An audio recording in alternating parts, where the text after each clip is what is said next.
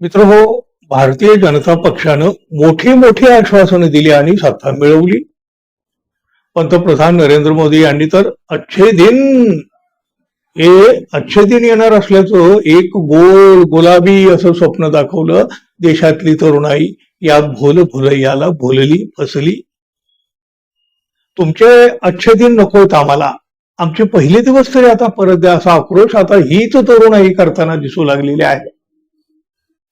ते प्रत्येकाच्या खात्यावर 15 लाख देणार असल्याचा विषय तर सोडूनच द्या हो. म्हणजे भाजपनंच कबूल केलेला आहे की हा एक चुनावी जुमला होता. म्हणजे लोकांना आम्ही फसवलेलं आहे हे त्यांनी अप्रत्यक्षरित्या कबूल केलेलंच आहे. पण अच्छे दिन तरी कुठे आहेत हो. पहिल्यापेक्षा वाईट दिवस आलेले आहेत.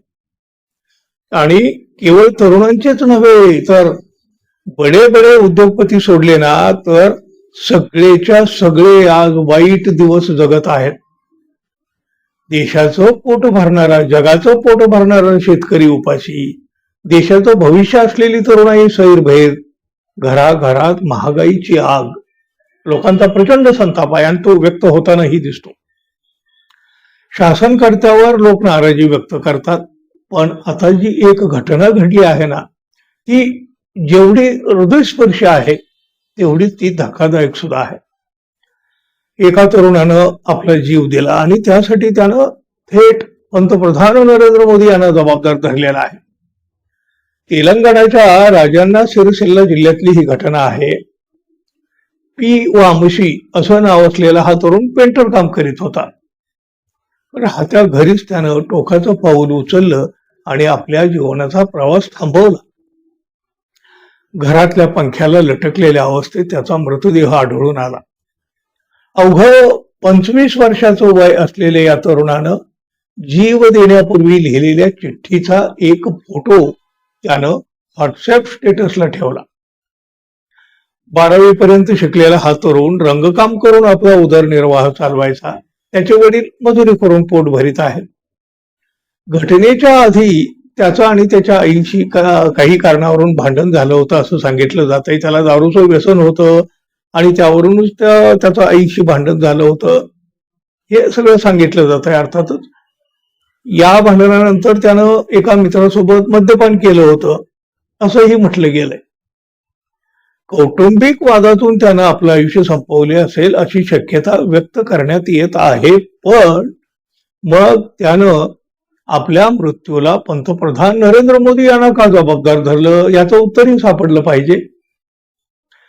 पोलिसांना या वामशीच्या खोलीमध्ये जनगणनेचा एक अर्ज सापडला. तो अर्ज भरलेला नव्हता पण त्यावर या वामशीची सही होती.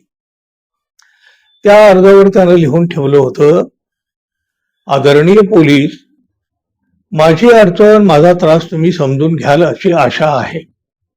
माझ्या मृत्यूला पंतप्रधान नरेंद्र मोदी जबाबदार आहेत.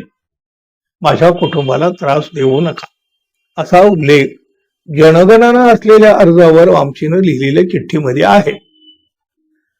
जीव देण्याआधी लिहिलेली चिठ्ठी वामशीनं व्हॉट्सअप स्टेटसवर ठेवलेली होती.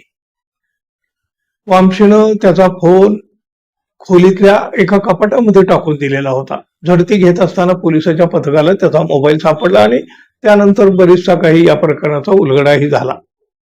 पण त्यानं आपल्या मृत्यूला पंतप्रधान नरेंद्र मोदी यांना का जबाबदार धरलं नाही याचं उत्तर नाही मिळालं आणि कदाचित ते मिळणारही नाही. आपल्या तर्कानंच हे उत्तर आपल्याला मिळवावं लागेल आणि आपण ती मिळवलंही पाहिजे. पण तरीही ही घटना, ही चिठ्ठी खूप काही बोलून जाते हे मात्र नक्की. खरं तर अशा घटना घडू नयेत हो, पण रोखणार कोण? मित्रहो, धन्यवाद. पुन्हा भेटू. नमस्कार.